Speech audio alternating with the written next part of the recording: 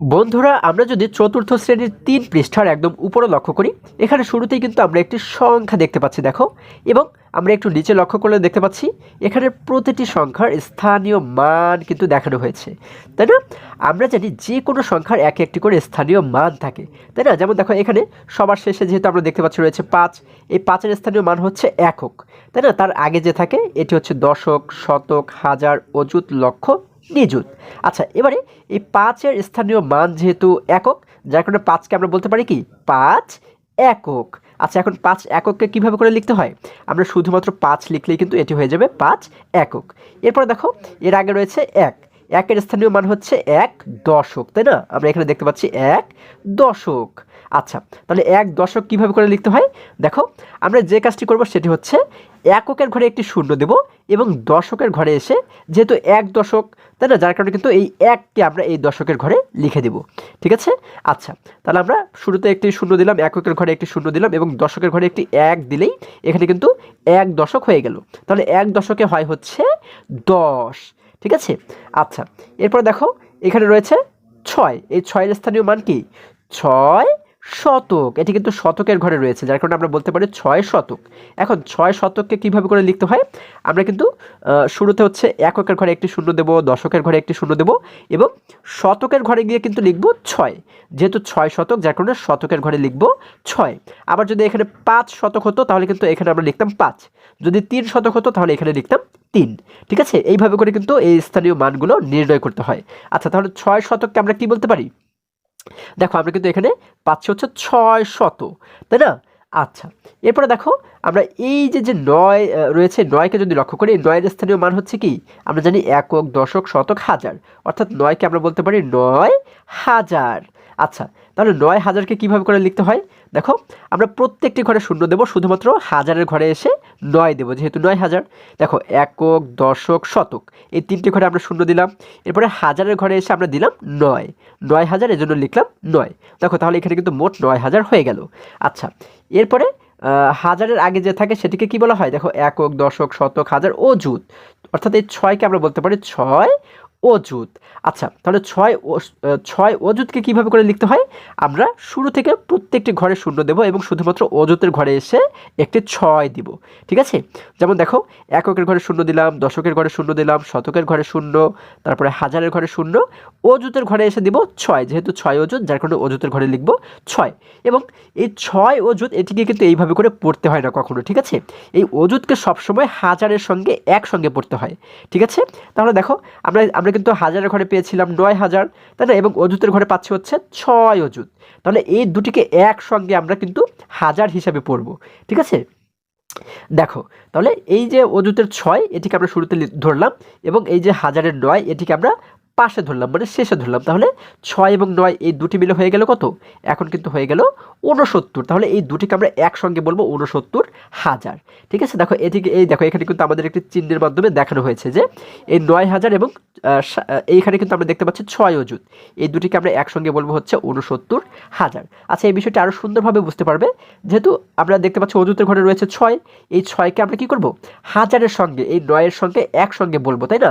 যার কারণে এই দুটিকে আমরা একসঙ্গে কত বলবো? ৬ এবং ৯ এই দুটিকে আমরা কিন্তু একসঙ্গে বলবো হচ্ছে ৬৯,০০০, ঠিক আছে? আচ্ছা, তারপরে দেখো, এই একের স্থানীয় মান কি? ১ কিন্তু রয়েছে লক্ষের ঘরে, দেখো, একক, দশক, শতক, হাজার, অযুত, লক্ষ, তাহলে ১কে আমরা বলতে পারি ১ লক্ষ। আচ্ছা, তাহলে ১ লক্ষ কিভাবে করে লিখতে হয়? আমরা প্রত্যেকটি ঘরে শূন্য দেব, শুধু লক্ষর ঘরে কিন্তু ১ দিব, তাই না? যেহেতু 1 লক্ষ, এই জন্য লক্ষর ঘরে দেখব ১। আচ্ছা, দেখো, এককের ঘরে শূন্য, দশক, শতক, হাজার, অযুত, প্রত্যেকটি ঘরে শূন্য দিলাম, অযুতের আগে হচ্ছে লক্ষ, এই লক্ষের ঘরে গিয়ে কিন্তু আমরা একটি ১ দিয়ে দিলাম। আচ্ছা, তারপরে এই লক্ষের আগে রয়েছে কি? এখানে কিন্তু রয়েছে নিযুত, এবং এই যে নিযুত রয়েছে, দেখো, এই নিযুতটাকেও কিন্তু আলাদাভাবে কখনোই পড়তে হয় না, ঠিক আছে? নিযুতকেও কিন্তু সবসময় লক্ষর সঙ্গে একই সঙ্গে পড়তে হয়। আচ্ছা, দেখো, নিযুতের ঘরে রয়েছে ৩, তাহলে ৩কে আমরা বলতে পারি কি ৩ নিযুত, তাহলে এখন ৩ নিযুত কীভাবে করে লিখতে হয়? আমরা প্রত্যেকটি ঘরে শূন্য দেবো, শুধু নিযুতের ঘরে গিয়ে একটি ৩ দিয়ে দেবো, তাই না? যেমন দেখো, একক, দশক, শতক, হাজার, অযুত, লক্ষ, এই পর্যন্ত আমরা প্রত্যেকটি ঘরে শূন্য দিলাম এবং লক্ষের আগে যেহেতু নিযুত, এই নিযুতের ঘরে আমরা একটি ১ দিয়ে দিলাম। তাহলে এটিকে যেহেতু আমরা ১ নিযুত বলতে পারি, তবে কখনোই কিন্তু এক নিযুত এইভাবে করে পড়া হয় না। এজন্য আমরা কি করব, এই যে নিযুতের আগে লক্ষ্য রয়েছে, এই লক্ষ্য এবং নিযুত এই দুটিকে আমরা একসঙ্গে লক্ষ্য হিসাবে পড়ব। ঠিক আছে, যেমন যেমন দেখো 3 এবং 1 এই দুটিকে যদি আমরা একসঙ্গে পড়ি তাহলে হয়ে গেল কিন্তু 31, তাই না? তাহলে আমরা বলতে পারি 31 লক্ষ, এটি কিন্তু হয়ে যাবে লক্ষ। এই দেখো এই নিযুতের 3 এবং 1 লক্ষের 1 এই দুটিকে একসঙ্গে আমরা বলতে পারি 31 লক্ষ, অর্থাৎ এই দুটি সংখ্যাকে আমরা একসঙ্গে বলবো 31 লক্ষ। আশা করি সকলে তোমরা খুবই সহজে বিষয়টি বুঝতে পেরেছো। এবারে যদি আমরা আরেকটু নিচে চলে যাই, দেখো এখানে 1 নম্বরে বলা হয়েছে স্থানীয় মান অনুযায়ী গণনা করি ও সংখ্যাটি লিখি। আচ্ছা দেখো এখানে কিন্তু আমাদের কিছু সংখ্যা দেওয়া রয়েছে, তাই না? এবং এর স্থানীয় মান কিন্তু এখানে দেওয়া রয়েছে। তাহলে স্থানীয় মান অনুযায়ী এই সংখ্যা এখানে মোট কত হবে সেই সংখ্যাটি আমাদের গণনা করতে বলা হয়েছে এবং সংখ্যাটি লিখতে বলা হয়েছে। আচ্ছা এটি কিন্তু খুবই সহজ। দেখো কিভাবে আমরা এই যে নিযুতের ঘর দেখতে পাচ্ছি, নিযুতের ঘরে আমরা দেখতে পাচ্ছি যে কতটি নিযুত রয়েছে। দেখো এখানে কিন্তু নিযুতের ঘরে নিযুত রয়েছে, লক্ষের ঘরে এখানে 1 লক্ষ করে রয়েছে, অযুতের ঘরে 1 অযুত করে রয়েছে, হাজারের ঘরে 1000 করে রয়েছে, শতকের ঘরে 100 করে রয়েছে, দশকের ঘরে 10 করে কিন্তু রয়েছে, এককের ঘরে 1 এইভাবে করে রয়েছে, তাই না? এখন আমরা যে কাজটি করব সেটি হচ্ছে এই যে খালি ঘরগুলো, এই খালি ঘরটা পূরণ করলে আমাদের মোট কতগুলো সংখ্যা এখানে রয়েছে এটি আমরা খুব সহজে নির্ণয় করতে পারবো। দেখো কত সহজ অঙ্কটা। দেখো নিযুতের ঘরে কতটি নিযুত রয়েছে? 1টি 2টি 3টি, তাই না? যার কারণে আমরা এখানে লিখে দেব 3। দেখো কত সহজ। এরপর লক্ষ্য রয়েছে কতটি? 1টি 2টি 3টি 4টি লক্ষ্য রয়েছে, আমরা এখানে লিখে দেব 4। আচ্ছা এর চাইতে কিন্তু সহজ কোনো অঙ্ক হয় না আর, তাই না? আচ্ছা অযুত রয়েছে 1টি 2টি 3টি 4টি 5টি 6টি। আচ্ছা তাহলে আবার দেখো 1 2 3 4 5 6 6টি, যার কারণে আমরা এখানে লিখে দেব 6। হাজার রয়েছে 1 2 3টি, আমরা এখানে লিখে দেব 3। শতক রয়েছে 1 2 3 4টি, এখানে লিখে দেব 4। আচ্ছা এরপরে দশক রয়েছে 1 2 2টি, তাই না? আমরা এখানে লিখে দেব 2। একক রয়েছে 1 2 3 4 5 6টি, এখানে লিখে দেব 6। আচ্ছা এই যে সংখ্যাটা আমরা পাচ্ছি এটি কিন্তু আমাদের মোট সংখ্যা। ঠিক আছে, অর্থাৎ এখানে সবগুলো সংখ্যাকে যোগ করলে যা হবে সেটি কিন্তু আমরা 1 মিনিটে এইখানে বের করে ফেললাম। দেখো কত সহজ এটি। আচ্ছা তাহলে এই সংখ্যাটিকে আমরা কীভাবে করে পড়তে পারি বা এই সংখ্যাটি কত? আমরা জানি এই যে নিযুত এবং লক্ষ্য, এই নিযুতকে কখনোই আলাদাভাবে পড়তে হয় না, এটিকে কিন্তু লক্ষ্যর সঙ্গে একসঙ্গে পড়তে হয়। তার মানে এই দুটি সংখ্যাকে আমরা একই সঙ্গে পড়বো, তাই না? তাহলে 3 এবং 4 এই দুটি মিলে হয়ে গেল 34। তার মানে 34 লক্ষ কিন্তু আমরা বলবো এটিকে, তাই না? 34 লক্ষ। এরপর আমরা জানি এই অযুতকেও কখনো আলাদাভাবে পড়তে হয় না, অযুতকে কিন্তু হাজারের সঙ্গে একসঙ্গে পড়তে হয়, তাই না? তাহলে এই 6 এবং 3 এই দুটিকে আমরা একসঙ্গে পড়বো, 6 এবং 3 মিলে হয়ে যায় 63,000, তাই না? যেহেতু এটিকে হাজার বলতে হয় যার কারণে বলবো 63,000। এবং তারপরে কত শত পাচ্ছি আমরা শতকের ঘরে পাচ্ছি 4, মানে 4 শত। এরপরে দশক এবং একক এই দুটিকেও কিন্তু একই সঙ্গে পড়তে হয়। ঠিক আছে, তাহলে 2 এবং 6 এই দুটিকে একসঙ্গে কত কত বলা যায়? আমরা জানি 2 এবং 6 মিলে হয় 26। তাহলে এই সংখ্যাটি হচ্ছে 34 লক্ষ। দেখো 34 লক্ষ 63,426। তাহলে আমরা এখানে কি লিখব? সংখ্যাটি হলো 34 লক্ষ 63,400 কত? 400 আমরা পাচ্ছি হচ্ছে 26, 426। 34 লক্ষ 63,426। দেখো কত সহজে আমরা এই সংখ্যাটি নির্ণয় করে ফেললাম। আশা করি সকলেই বুঝতে পেরেছো। এবারে যদি আমরা 2 নম্বর প্রশ্ন লক্ষ্য করি, এখানে বলা হয়েছে নিচের সংখ্যাগুলো উচ্চস্বরে পড়ি ও কথায় লিখি এবং উপরে দেখানো নিয়মে স্থানীয় মান নির্ণয় করি। আচ্ছা এই যে সংখ্যাগুলো আমরা দেখতে পাচ্ছি এই সংখ্যাগুলোকে আমাদের উচ্চস্বরে পড়তে বলা হয়েছে এবং কথায় লিখতে বলা হয়েছে। এই প্রত্যেকটি সংখ্যা আমরা কথায় লিখব এবং কথায় লেখার পরে আমরা যে কাজটি করব সেটি হচ্ছে উপরে দেখানো নিয়ম অনুযায়ী। আচ্ছা এই যে উপরে আমাদের যে নিয়মটি দেখানো হয়েছে, দেখো এই নিয়ম অনুযায়ী আমাদের কিন্তু স্থানীয় মান নির্ণয় করতে বলা হয়েছে। ঠিক আছে, এটিও কিন্তু খুবই সহজ, তোমরা একটি দেখলেই কিন্তু বাকিগুলো নিজেরাই সমাধান করতে পারবে। আচ্ছা তাহলে চলো আমরা এখান থেকে প্রথম যে 1 নম্বর অঙ্কটি এটিকে যদি একটু আমরা সমাধান করার চেষ্টা করি। দেখো বন্ধুরা আমরা দেখতে পাচ্ছি 2 এর 1-এ আমাদের যে সংখ্যাটি দেওয়া রয়েছে এই সংখ্যাটি কিন্তু আমরা এখানে লিখে নিয়েছি, তাই না? এখন এই সংখ্যাটিকে কিভাবে করে পড়া যায় আমরা শুরুতে কিন্তু সেই বিষয়টি শিখব। আমাদের এই সমস্ত বড় সংখ্যাগুলো পড়ার জন্য শুরুতে কিন্তু স্থানীয় মান অনুসারে আমাদের সাজাতে হবে। ঠিক আছে, যেমন দেখো এটি হচ্ছে বলা হয় একক, তাই না? একক, দশক, শতক, হাজার। এই হাজারের ঘরের আগে আমরা একটি কমা দিব, ঠিক আছে। তারপরে অযুত লক্ষ, লক্ষের আগে আমরা একটি কমা দিব। তাহলে কিন্তু এই কমাগুলো দেখে আমরা খুব সহজে বুঝতে পারবো যে এখানে কত লক্ষ কত হাজার রয়েছে, তাই না, বা সংখ্যাটি কত। আচ্ছা দেখো, তাহলে আমরা এই যে কমাটি দেখতে পাচ্ছি, এর আগে যেহেতু 2 রয়েছে, এই 2 হচ্ছে কি লক্ষ, তারপরে 2,36,517। ঠিক আছে, আবারও দেখো 2,36,517। তাহলে এই সংখ্যাটিকে আমরা কিন্তু শুরুতে কি করব, কথায় লিখব। তাহলে আমরা এখানে লিখব হচ্ছে কথায়, আমরা লিখব হচ্ছে কথায়, কথায়। এবার আমরা একটা সমান চিহ্ন দিয়ে কিভাবে লিখতে পারি, আমরা লিখব হচ্ছে 2 লক্ষ, আমরা লিখব হচ্ছে 2 লক্ষ, 2 লক্ষ কত হাজার, 36,000। এই দুটিকে কিন্তু আমরা একসঙ্গে বলবো, তাই না, 36,000, 36,000, 36,000। আচ্ছা সরি, দেখো আমরা লিখবো হচ্ছে 36,000, 36,000, তারপরে কি বলা হয়েছে 517, তাই না, 500, তারপরে বলা হয়েছে 17, 517। আচ্ছা, তাহলে আমরা এই সংখ্যাটিকে যদি কথায় লিখি, আমরা কি লিখলাম, 2,36,517। আমাদের কিন্তু এটিকে সমাধান করা হয়ে গেল। এবারে বলা হয়েছে কি, আমাদের এই সংখ্যাটিকে কিন্তু স্থানীয় মানে সাজাতে বলা হয়েছে, তাই না। আচ্ছা, স্থানীয় মান নির্ণয় করতে বলা হয়েছে। আচ্ছা, তাহলে আমরা এটির স্থানীয় মান নির্ণয় করার জন্য আমরা কি করব, আবারও কিন্তু এই সংখ্যাটিকে একই রকমভাবে লিখব। ঠিক আছে, আমরা এখানে লিখব হচ্ছে, দেখো আমরা লিখব হচ্ছে 2,36,000, তারপর হচ্ছে বলা হয়েছে 517। আচ্ছা, আমরা এটিকে আবারও যদি একই রকমভাবে লিখে দিই, 2,36,517। এখন আমরা জানি এই সংখ্যার ডান পাশে যে সংখ্যাটি থাকে, হ্যাঁ, এটিকে স্থানীয় মান কিন্তু একক, তাই না, যার কারণে এই 7কে কিন্তু আমরা লিখতে পারি হচ্ছে 7 একক, তাই না, 7 একক, 7 একক। এবং 7 এককে কীভাবে করে লিখতে হয়, আমরা জানি একটি 7 লিখলে কিন্তু হয়ে যায় 7 একক। অর্থাৎ একক মানে কি, একক মানে কিন্তু যেখানে একটি মাত্র সংখ্যা থাকে সেটিকেই কিন্তু একক বলা হয়।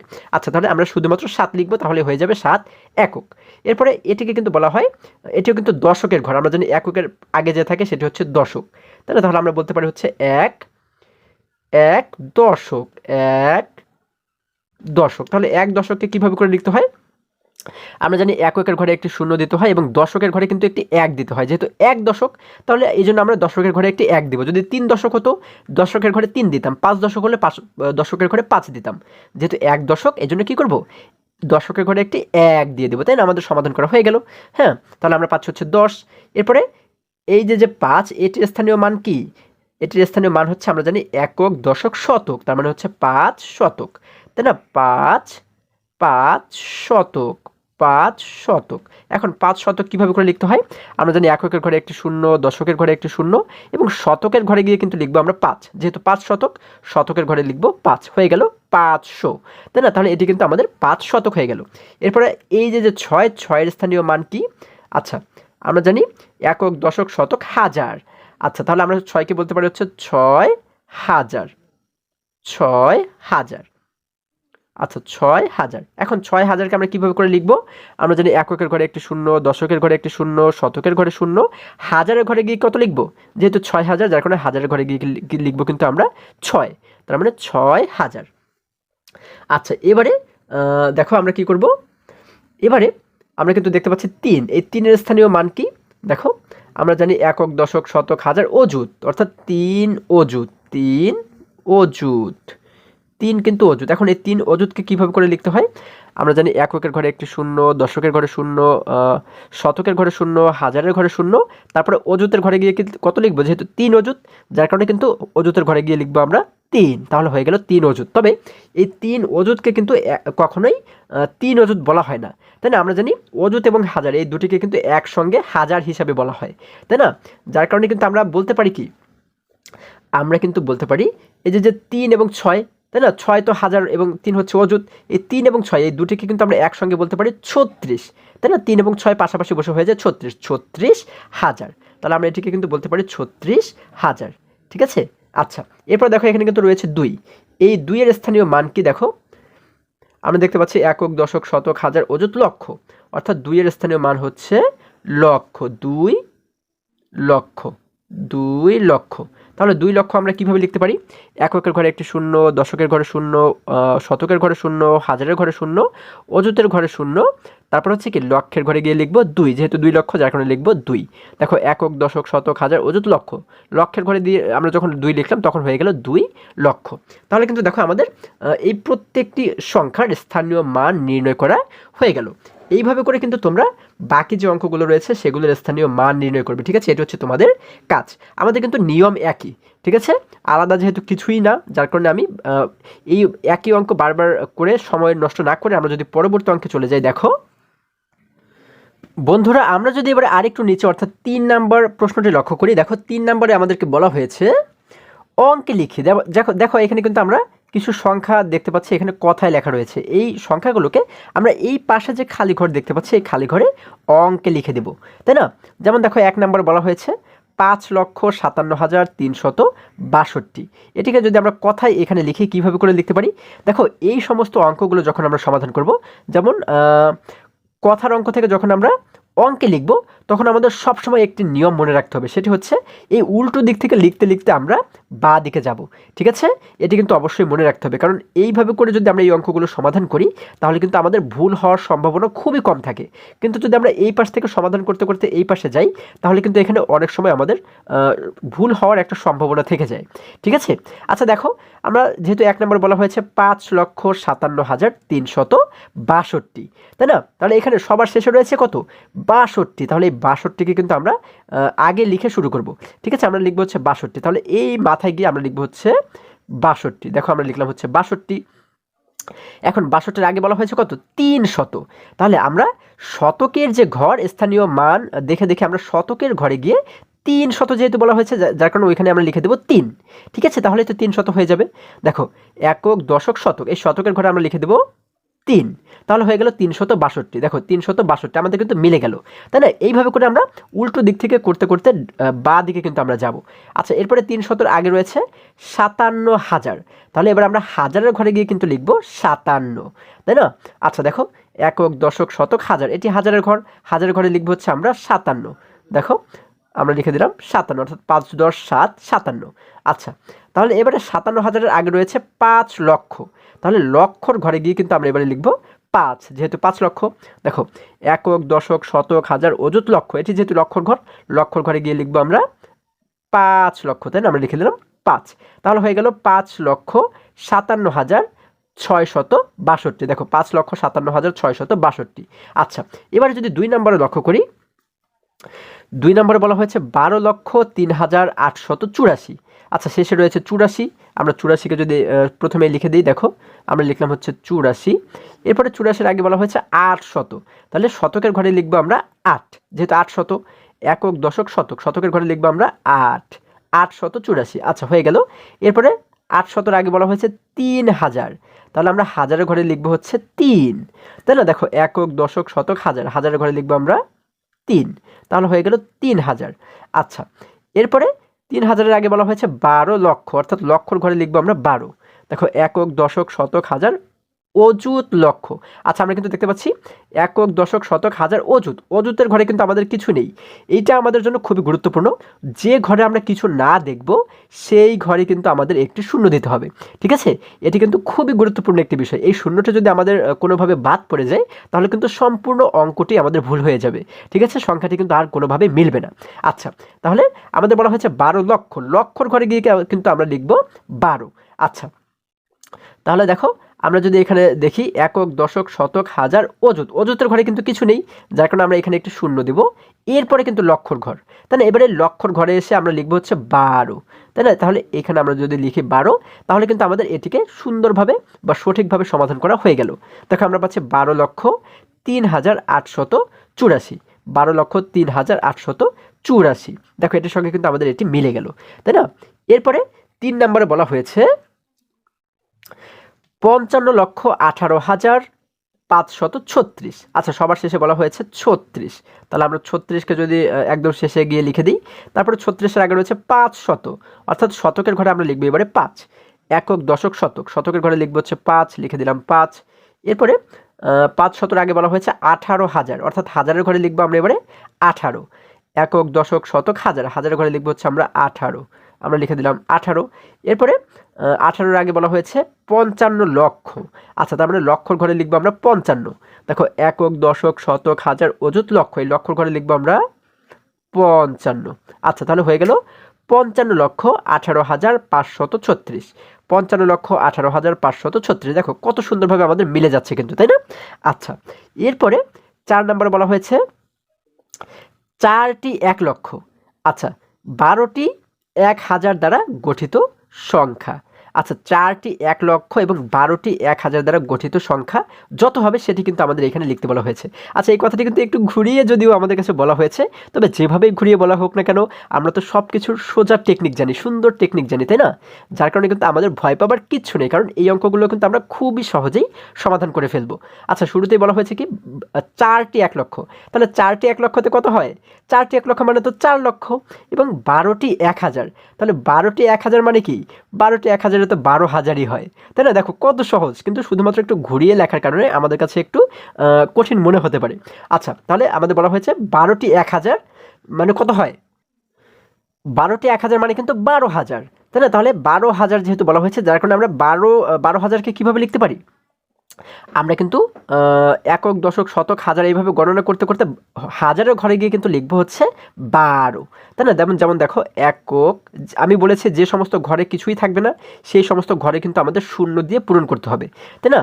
একক দশকেও কিছু নেই, একটি শূন্য দেবো, শতকেও কিছু নেই, একটি শূন্য দেবো, তাহলে একক দশক শতক হাজার।